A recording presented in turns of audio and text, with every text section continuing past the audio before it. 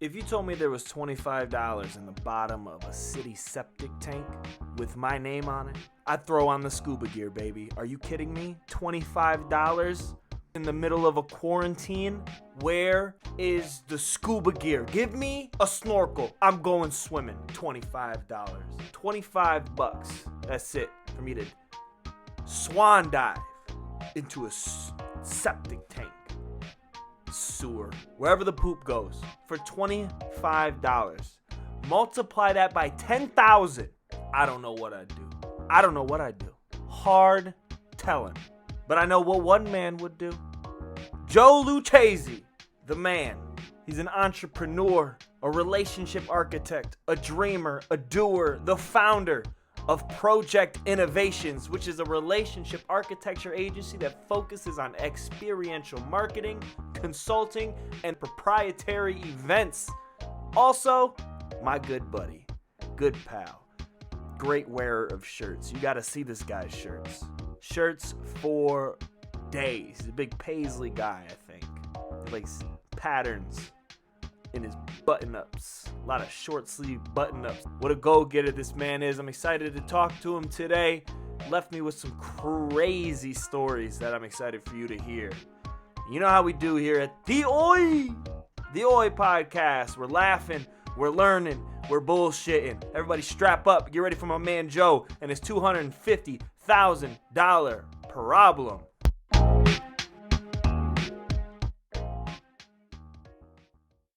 Joe.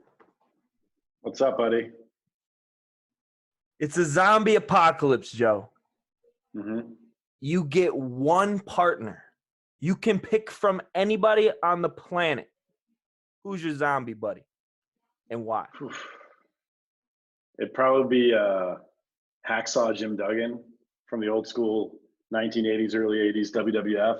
All right. Because he's super fucking crazy and he carries a 2x4 and he'll just be swinging that thing around while I do my thing.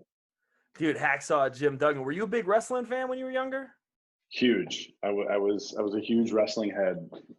It consumed my life. It consumed all my friends' lives. Like, we were idiots. We were complete idiots. Yeah, but those were like the wrestling golden days. Like, they were. Who bigger than The Rock and Stone Cold? Name me one. I don't think anybody.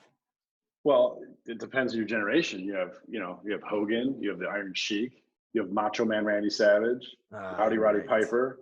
Dude, I got a story about Roddy Piper. That's for another time. But so now we're grown-ass men. My friends that I grew up with, I'm still friends with in grade school. Uh-huh. So we'll go to a lake house like with the families or just by ourselves. Anytime it was throughout the last couple of decades, my friend Chris purchased, his dad bought him like the complete WrestleMania set, VHS and DVD from like whatever the first one was to that year. Yeah. And still to this day, like when we're all together, we'll just start at number one and watch it for the whole weekend. Not really watch it, it'll just be in the background, like background music. But every once in a while we'll get to a good match. But yeah, it was ridiculous. Oh, what do you think about how they're doing wrestling now with no one in the audience? Have you seen any of this new stuff? I haven't. I mean, I honestly haven't watched professional wrestling in a long time, but I do understand that concept, and I think it's just going to be what we're going to have to deal with for the foreseable future. You know, we're going to see that COVID going on.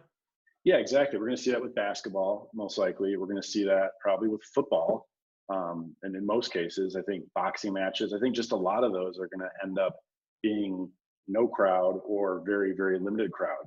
So it's just going to be a thing of the near future. It's just something we got to get used to. Yeah. Well, speaking of COVID, we're in quarantine. You got any new, what you been up to, man? Any new activities, any new hobbies you've developed since you've been isolated and left to your own devices?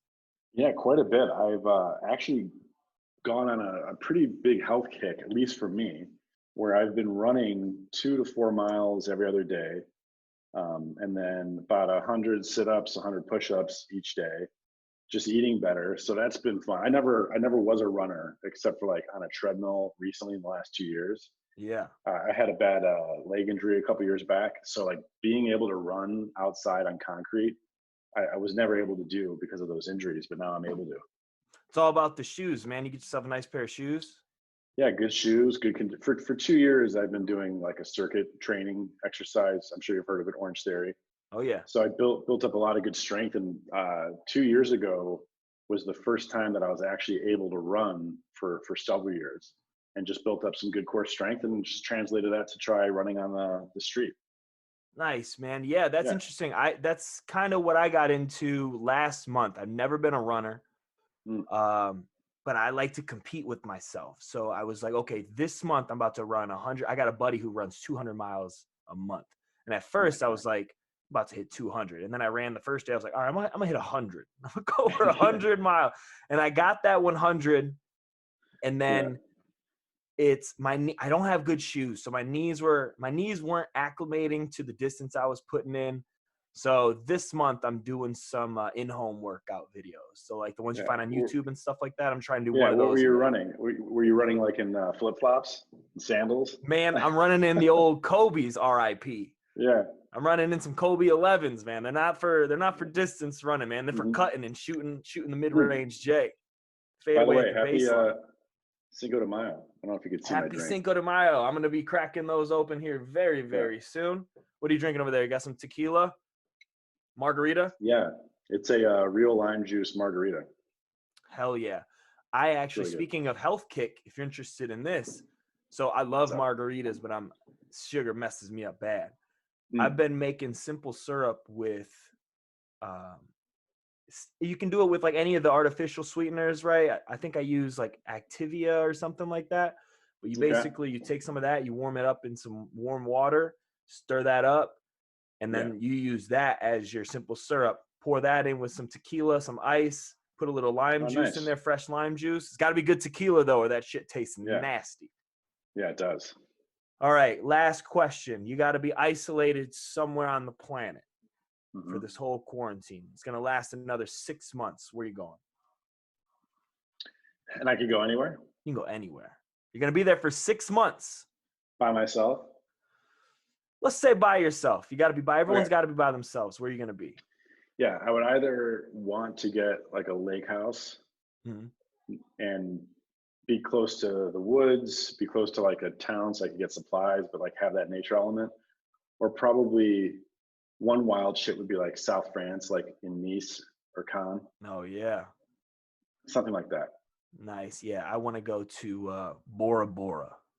Oh, nice. That's the one, Joe. That's the one place I want to go, no matter what. As soon as one day, Really? the day you're like, where's Zach go? Oh, he's in Bora Bora. That's when the things are finally going Hmm. well. I hear That's you. when all this hard work is finally starting to pay off. You're gonna find me in Bora Bora, sleeping in one of those little tiki huts where the bottom you just look through and you see the water and the fish. That's where I want Yeah, to be. nice. Isolate me there, Joe. Well, Man, let's do what it. have you been up to? How's Pro-Ject and everything going? How's business going through the quarantine? What have you been up to? What new projects you got going over there at Pro-Ject? Tell the people what you Yeah, got going on. we have a lot going on. I just have to say it's been a blessing. The whole project story has been a blessing, but especially the last couple of months, all of us going through this unforeseen circumstance, being on lockdown. But um, we're very persistent. We're very intelligent about what we think we should do and what we do for the work for our clients. And by the way, for those that don't know, does anyone, probably no one knows. So Pro-Ject is a relationship architecture agency, and we focus on experiential marketing, consulting for entertainment properties, and then we have a series of proprietary events. So we have like a three package approach to how we deal with clients, which is essentially giving them the opportunity to scale, make money, get ROI, get engagements through consumers. We basically solve problems for them through relationship architecture. And a lot of our work is based in live events. So that's obviously not really good for right now, but we've managed to be able to keep everyone at the current time working healthy, no change in any compensations or agreements. And that's due to the clients that we have that are spectacular. They're have great foresight through this challenging time. And we also, I think, work well with them so that they trust us, we trust them. And it's been great because it's been keeping the lights on. We're very humbled by that and know that at any day it can change. But for right now, it's really good. what kind of change are you seeing from clients? Maybe people that you've had deals with or conversations with in terms of working at events through the end of 2020? Is everyone pulling out? Is everything like word of mouth? We don't really know what's happening. We don't know if this event's taking place or if people just canceled everything and been like, all right, when the world comes back around, then we'll figure this out again. What's going on with the Yeah, relationships between you and them? that's a great question. So it's everything that you said. Everything is happening.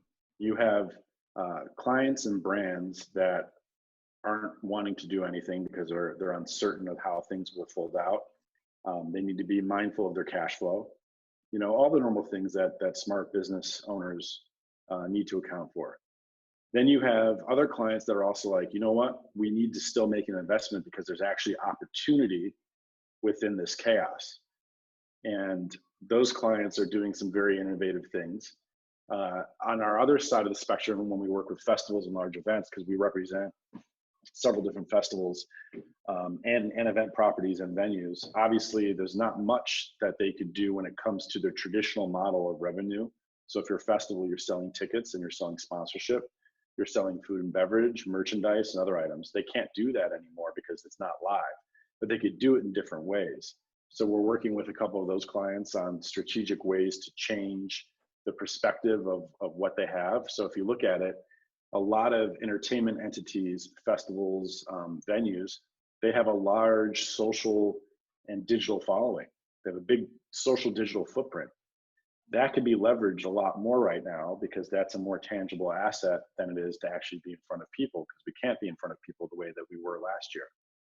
So we're working on some of those things. So there's a wide range of it. Yeah, and then there's the clients or brands out there that are like, we're not doing anything to at least June 1st or indefinitely for the rest of the year. So it's a big mix.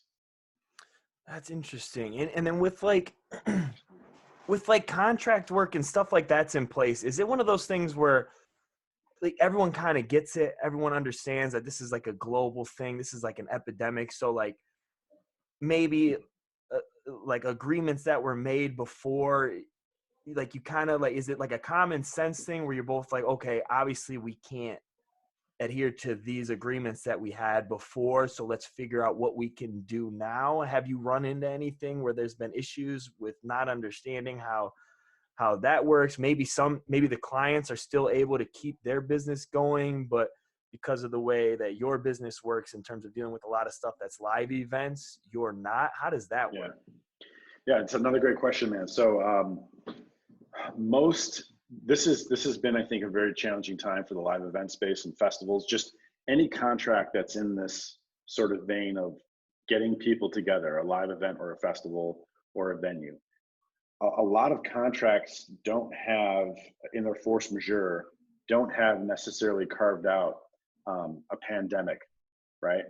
Yeah. So early on when this was happening, there was a lot of talk about that, but most people that didn't even have that language have honored the cancellation of it. And I think that's the right thing to do, because this is just as crazy as if a spaceship would land, you know, for the first time. Like, this is just so weird. Yeah. So who wants to be the asshole and be like, no, you need to pay me, right? Right. And then the other side of it, there's compromises such as, well, how about we roll this over to next year, or give it to us on the back end? You know, we weren't able to activate the contract for these 6 months, so give us an extension at the end of when it's supposed to be if it's cleared up by then. So Okay. it's been pretty good. I think most people get it, and like I said, no one wants to be the asshole. I mean, some people love being the asshole, but in this case, it's pretty unprecedented. Right. In terms of like turning Pro-Ject or unfolding Pro-Ject as this business that is a relationship architecture business, how do you market that? How do you set yourself, how do you set the groundwork to where if someone wants to come to the city of Chicago and host an event, how do they come across Pro-Ject? How do they figure out that Pro-Ject's the company they need to talk to start connecting the dots? Right. Well, the great thing about this, Zacho, is that we were founded and grew up in Pro-Ject, but we really didn't start. We founded and grew up Pro-Ject in Chicago, but Okay. we've always had the mindset of If you want to create a movement, you have to move. So why just be in Chicago? So I think to answer that, the greatest explanation, I'll give you the quick one, is like a quick history lesson. So Pro-Ject originally started off as a influencer professional networking event series where we created a application called the connection system that makes connections to people based on an algorithm, different data points, right? Mm-hmm. So you come to our event. The event is typically brought to you by a presenting brand. And years ago, when I was doing touring for concerts and events, I realized there's power in connecting people when you're real about it. And when you're real about it, meaning that there's no malice or negativity in it. There has to be a mutual win for connecting people, right? I see Bob and Sandy should meet each other because they have mutual interests. Wouldn't it be great if I could connect them? That's always been my mantra through my career. And fortunately enough, I was able to turn that into a business, which was Pro-Ject, by creating these connections, right? So the application would connect people. You'd come to our event, you'd register, we'd learn a little bit about you, and you'd walk into the event. Our concierge connector would take you by the hand and say, I want you to meet Cindy. And Cindy is a brand manager for XYZ company, and you're an agency new business development person. You guys need to meet, and these are the reasons why. Sandy, did you know that he went to the same college as you did? And you guys actually grew up close to each other, things like that, to start a conversation. So now these two people are meeting, and they're actually meeting someone of quality and context for them. So when they walk away from that, they're like, this was a return on my investment. So the next part of our event was that a presenting brand would come on stage and share 15 to 20 minutes innovative insights based on data that we collected from the room, right? So what I mean by that is, we'll use the example of our festival clients. Our festival clients would bring us in to consult on their whole sponsorship partnership strategy. How do we get more sponsors and partners for our festivals? We say to them, this is the outline for success and how this is going to work as a campaign and a program throughout the next 2 years. And we're going to kick it off by hosting one of these events, the Pro-Ject events. So we bring in brands and agencies, and we get key information from them. Who do you work for? What industry do you work for? What insights are you looking for when it comes to festivals? What are your pain points when it comes to festivals? All those little unique things.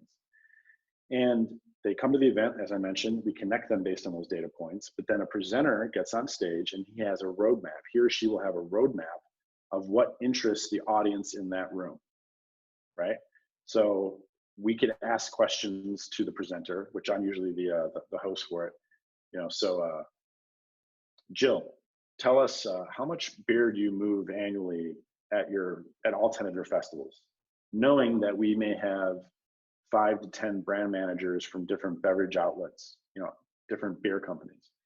And she'll say a very compelling number that will get those other people that work for the brand in the beer business to be like, holy shit, that's a lot of product, right? Or we may have digital agencies in the room, and we could ask, so what does the social footprint and engagement look like throughout the year? And she will be able to answer that, and those digital agencies in the room will be like, oh my gosh, this is great for my clients, right? So we're hitting all the bells and whistles. All of that was live streamed to an audience based on where our client wanted it to go. All of that interaction was captured through content, and then we would push out micro videos and recap videos. So it became a very successful program for us. And that's how, to answer your original question, that's how people originally would find out about us. What was through that, because we were connecting people for the purpose of their betterment. And we still do that to this day. We still love being able to connect people, find jobs. Last year, and this isn't a core service, this is just how we operate. Last year, we found 5 people full-time employment just by them reaching out to us, and they're like, oh yeah, we're gonna connect you with certain people. So it's a great feeling to have that. That's awesome. That leads me perfectly into my next question. So Joe, you're an impressive man. The Pro-Ject, I love Pro-Ject. You guys are huge in terms, you guys were a huge staple in getting us started with the Unemployables podcast, which just birthed this whole podcast project. So I owe you a lot, man. My question to you is, when you're rolling out a business, Mm-hmm. How important is it to think about the values that you hold in terms of what you're trying to inject into your company, what you want the company to do, what you want the company to be, what you want the company's like bio to be, and how is this company going to sustain and generate revenue? Yeah. Oh, geez. That's that's a $1 billion formula there. And I think the first part about how do you want it, like you asked originally, injecting essentially like your ethos into it, right? Correct. Like how, well, there's a couple of different entrepreneurs out there. There's entrepreneurs that are entrepreneurs with like very good at making money, and they're not passionate about the specific business. Right. They're passionate about the process and the methodology. Like those are like the Shark Tank types of guys where they're like, I don't give a fuck about this. I just want to invest in it because I like this process. I can help you scale, right? But then you have the people that are selling to Shark Tank, which are the passionate ones that truly believe in it and will fight tooth and nail to the death for it, right? Mm-hmm. And it takes a while to get to that Shark Tank status, but we are where we are, and where we are right now is at the starting line. And with anything, you need to absolutely love getting your ass kicked. You need to, that's the first thing I always tell entrepreneurs trying to start something. You need to absolutely love getting your ass kicked, getting your heart broken, and being ready for a tremendously difficult, life-changing couple of years. And if you're ready for that, like if you are really ready for that, then there's pretty much nothing that could stop you. And I truly mean that. I know you could talk about strategy. I know we could talk about all that, but what a lot of people don't talk about is what happens here in your mind and in your heart as an entrepreneur. And for some people, just like athletes that are gifted, like a Michael Jordan or whomever, yeah, they could train and practice and become infinitely better, which you always need to do, but they just have the gift. They have that gift in them that is super special. We all walk around with that gift. It's just a matter of reprogramming your mind or uncovering it and discovering it. So you got to love what you do to the point where you're going to go insane, because that's really the fire that's going to keep it moving. Right. And then everything else, I think, is the DNA that will take you through that process. And I don't mean it's all doom and gloom. Like literally some of the best moments of my life have happened in the last 5 years because of Pro-Ject. You know, never in my wildest dreams, but always in my wildest dreams, I expected this sort of thing. Does that make sense? Oh, absolutely. Absolutely. Do you, you were talking about how you created the analogy with Michael Jordan. Do you think there are certain people that are just born with this innate ability to know that the difficulties lie ahead and just kind of like don't have that fear towards chasing entrepreneurship? Or do you think it's kind of like blind courage and blind confidence that people would attack it and start their own business? Do you think it's like you think it's like a God-given ability as like comparing it to like athleticism, or do you think anyone can go ahead and figure it out as long as they're chasing what they're supposed to be doing? Well, okay, it's going to be a weird answer because you need to have, you could learn about strategy, you could learn about being aggressive, but unless it's really in you, your bark is not going to have a bite to it. You know, so that can come in a couple different forms. Like you could just be naturally smart and gifted at being able to be positive, attract good people, attract good circumstances into your life, but you may not be smart enough to capitalize on that opportunity for yourself outside of just goodwill. Maybe no money, maybe nothing tangible, but you get what I'm saying? Yeah, so absolutely. And so, you know, I guess I can only say for me where I grew up with a learning disability in grade school and my early parts of high school. So I suck at math. I had reading comprehension problems, but then I realized at a young grade that, oh, I could sit here and pay attention to how people were looking at me or moving. And really what that was is I was actually picking up on emotion, like absorbing that. And that was a natural gift that I probably got from my mom, because she's very intuitive like that. But that literally helped me to then understand what the teacher was saying. When I stopped listening to what she was to the words and started listening to what she actually was saying. Mm-hmm. Does that make sense? Yeah, absolutely. I could then summarize the whole story, back several years ago. So I think in entrepreneurship, you have people that are naturally good at understanding the landscape and the strategy. You have people that are naturally good at the emotional intelligence and discipline you need to have as an entrepreneur. You have people that are good at selling and closing deals. You have all these different types of entrepreneurs. But I think the single most common thread to it, if it's a conscious thread or an unconscious thread, is that you just have to love it. You have to love it. You don't have to love it to be good at it, but you have to love it in order to like survive and thrive at it. Yeah, and I think that's a common theme, and that's a common term that a lot of people will hear in terms of whatever they're chasing after. Mm-hmm. Break that down for me. What does that mean to you that you have to love it? You said you've got to enjoy getting your ass kicked. What does that Yeah. actually entail? What are you going to tell what would you tell your son at 18 if he's like, I want to start this business, and you're like, you better love it. What do you actually mean by that? Yeah, I'll tell him. So when we started Pro-Ject, so basically Pro-Ject is the greatest story of tragedy and triumph when it comes to entrepreneurship. At least I think that, for the sake of how fucking hard, but also how rewarding it's been. So if my son were to come and be like, Dad, I want you to tell me if I should, or I'm going to start this business and I'm going to do it and I don't care. I'd be like, okay, that's great. So here's a story for you, Frankie, because his name's Frankie. Remember that business that we started and you know about called Pro-Ject? Yeah. Well, what if I told you one day that we were doing multi-million-dollar deals with big beer companies that wouldn't pay us per the contract for 150 days once the invoice was sent in. So we were fronting millions of dollars this one year. And Frankie, what if I told you that Daddy had to fly to Europe for a big project? Or I shouldn't call him. He's 6 now, so I'm calling him Dad. I'm using the word Daddy, but Dad had to fly. Dad had to fly to Europe for a big project, and ran out of all the money for the business and had to ask family for it.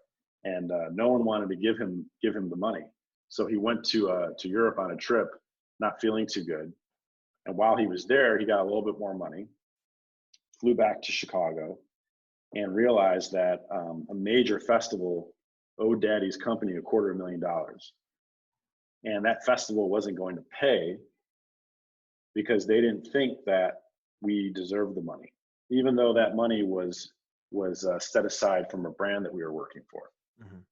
So what would you do if I told you, Frankie, that Daddy was loading in another festival with all these sponsors in Chicago on 4th of July weekend, and got the phone call from that other festival that owed $250,000 and said, if you want your money, come to New York City and get it, knowing that Monday was 4th of July and it's Saturday right now?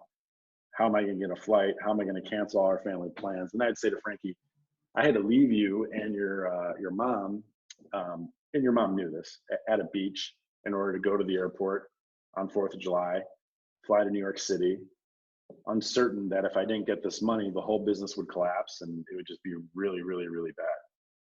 And then, Frankie, what would I tell you if I went to that meeting and sat down with the CFO of the festival and told them all the reasons why they owed us the money, and if they didn't pay, that the main client would be very upset, and showed them all the records?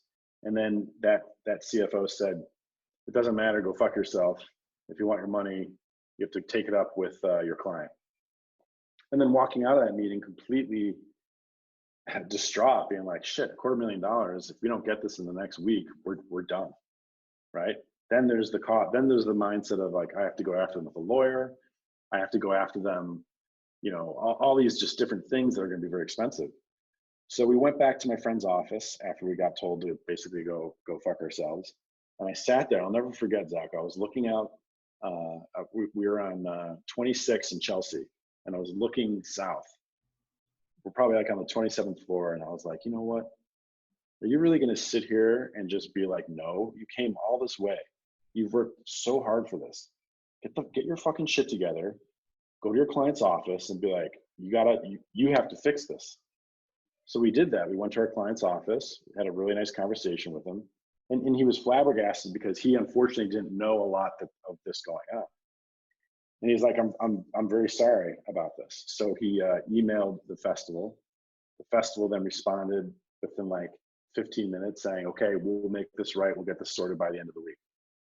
And then I got on a plane that evening back to Chicago. Drank about 5 martinis because it was a ride or die mission. Got back and that would have been the warm up for me. $250,000. Got back and a couple of days later we got the confirmation that the wire was going to hit, and everything worked out. I would say, and then I'd say, Frankie, you were 2 years old at the time, and we almost lost everything because of that. Do you want to sacrifice that potentially in the future to risk that? Yes or no? If he says yes, I'd be like, okay, I'm here to help. There it is. That's a crazy story, Joe. I've never heard that story. That's insane. Mm-hmm. Good Lord. Do you think that's what it is, man? Do you think that's what separates people who want to start their own and have their own thing versus the people that really don't, is just liability more so than the possibility of gain? Yeah, people are, this is what I've come to understand. I think a lot of people are very afraid of being happy. Okay. Elaborate on that. So I guarantee you, whoever is listening or watching this probably has an idea or a dream, but they just don't know how to start it. Maybe they're afraid to start it. Or maybe someone's listening to this in a bad relationship and doesn't think that they deserve a good relationship. Or someone's not even in a relationship and wants to be in one, or someone wants to be an entrepreneur or a comedian or an astronaut, but they don't think that they deserve it because they're afraid. Fear, I believe, fear is essentially a lot of things, but in the context of this conversation, fear comes from a lack of love and confidence. It also comes from a lack of understanding. So if you were to tell me late 2015, in the next 5 years, Joe, you're going to have these massive highs and lows. You'll have, so for example, you'll have, we'll go some of the bad stuff. You'll have lawsuits. You'll have to hire lawyers. You'll have to sue people. You have to fly to New York on crazy missions. You'll have to work tirelessly for hundreds of hours for a proposal and then be told no multiple times, but you'll have all these big wins. You'll create an award-winning agency with people that you care about. You'll have amazing people that work with you. You'll have an amazing office that you could afford. You'll have great clients that you become great friends with. You'll travel the world. You'll be able to bring the people that you work with and that you're friends around the world with you. All that, you'll be speaking at conferences. The people that you work with will start amazing, all that shit, right? It's mind blowing. But I knew back then all that would happen. I just didn't know how it would happen. But I knew it would happen because I put the love of it, the process of it, before the fear of it. Oh, that's awesome. And then you've got to put all of that before the monetary gain, correct? You do. We monetize Pro-Ject because we didn't quit on the event series, right? So here's a great story for you. So I'm a firm believer in you have to market yourself very well. If you don't market yourself well, obviously, if you don't market yourself well, you're going to suck. But you really need to think about that. How are you going to market yourself? What do you want that to be out there? What do you want people to see? Because it's essentially new business development. So at the very beginning stages of Pro-Ject, when we were just the event series, we were marketing other opportunities that we were involved with. Because I had to start Pro-Ject by consulting. I left. I could go on a couple different tangents, man, right now. So do No, you want you're me just good. to, okay. So I left full-time employment in 2012. 2012 was the first time we ever did a project event in July. In January, the idea occurred. So we got with people that were a lot smarter than us, talked to them. We created a plan. I took that plan and ran with it. July was our first event. While we were doing the event in July of 2012, I'm like, I need to quit. Like, I fucking love this. I don't care what happens. This is going to be my life. So I created a plan for me because at that time I was working for an agency, another agency, experiential agency that was based in Los Angeles. And I was running their Chicago office. So I said, fuck it, I'm going to leave. I did that. As I was doing that, another agency hired me. So I was going out on my own. Like, I'm going to do this. Yay. It didn't even have a name yet. Like this right here, Pro-Ject, didn't even exist. Mm-hmm. That's a whole other story. So as I was leaving this other agency, another agency came to me and was like, hey, here's a bunch of money, work from home. I'm like, oh, maybe this is a sign I shouldn't start this yet. I shouldn't do this yet. A month into this, I was hating my life. I was flying to New York for a project with this new agency. So I'm like, I'm going to jump out the window and start Pro-Ject. It wasn't called Pro-Ject yet. I'm going to do this thing. Another company comes to me and says, here's a bunch of money for your salary. Work for us. So I'm like, okay, maybe. So I'm flying to New York now. It's about a month in. And I literally have the fucking sweats. I have the chills. And I'm like, why am I doing this? This is not what I want to be doing. Why am I fucking around? Why am I wasting time? I need to tell them that I quit. I'm like, that's it. And there was a bunch of other reasons too. It wasn't necessarily just me. There was some other stuff. So we were in New York with them. I'm like, you know what? This isn't going to work out. I'm not like, I didn't say this to them, but I said it to myself. I'm like, I'm a fucking entrepreneur and I'm gonna make it one way or another. And so that was it. And that's really, Pro-Ject just started. And I started funding Pro-Ject by consulting, doing essentially everything that Pro-Ject does today. I was doing that on my own. And then my partner, Micah, who is extremely instrumental in this, was like, Joe, why are you doing this?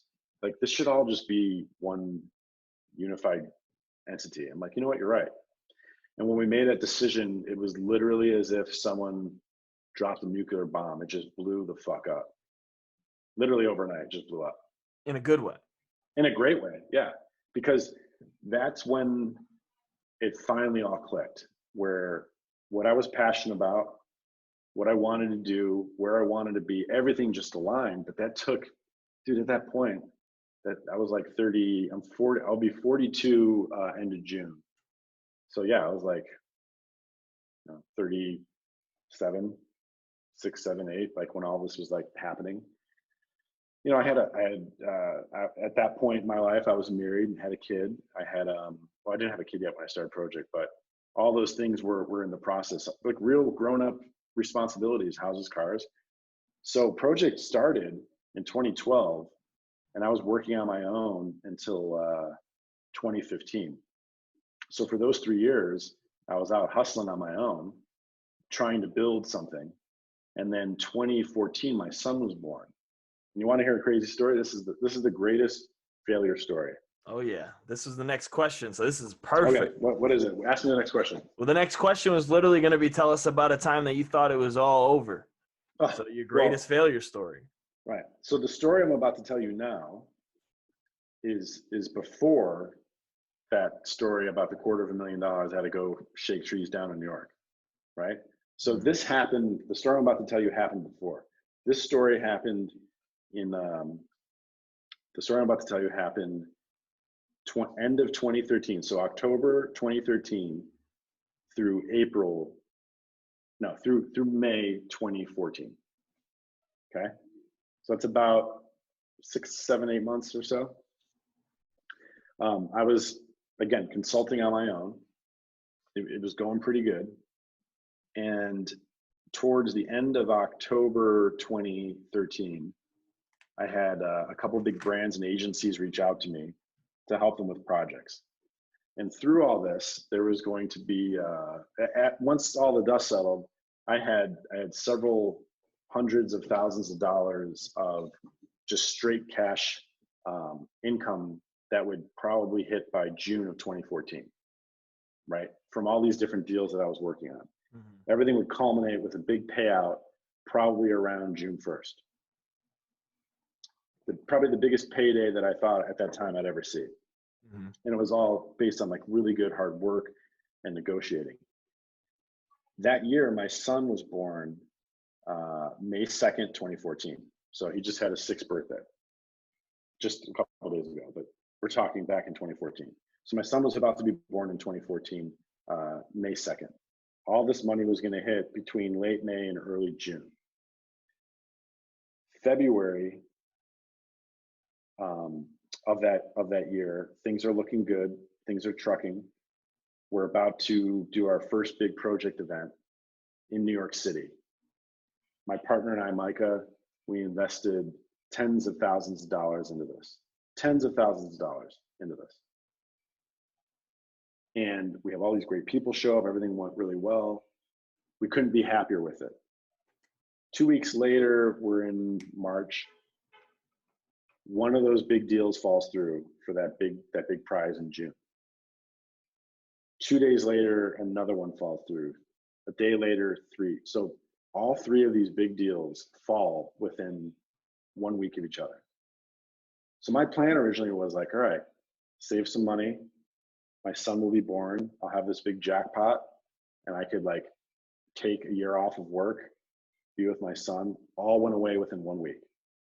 And I was fucking devastated because I had literally no idea. I had a startup business that we were trying to start up. We had all these plans to do all these great things, both personally and with the business based on all these wins. And it was just literally as if I was working on a giant Lego project for like a year. At this point, it was like 3 years, and just someone took a bat to it and just broke it all within 1 week. So I was pretty bummed out, dude. I was pretty bummed out. I had no idea what I was going to do. I had no idea where I was. Like, I was just almost paralyzed. And then my son was born, and I'm sitting there holding him like he's just a couple days old. I'm just holding him. I'm like, all right, stop being such a, like, get your shit together, dude. Get your fucking shit together. Grab your shield, grab your sword, and do this for the people that you love. Do it for yourself, and you'll be fine. And there was just something about looking at him at that young infant age and being like, I could do anything. If I could be a father like this and in this setting, I could be whatever I want, which I always knew my life, but I think that was really important at that moment. So I just said, fuck it. We went apeshit and worked really hard for the next couple of years. And there were some key things that took place. We ended up really a couple of months later working on this massive project for this big beer brand. And it was at the end of the summer, beginning of September of 2014, where we were doing this massive project, and it all again clicked, where I was like, you know what?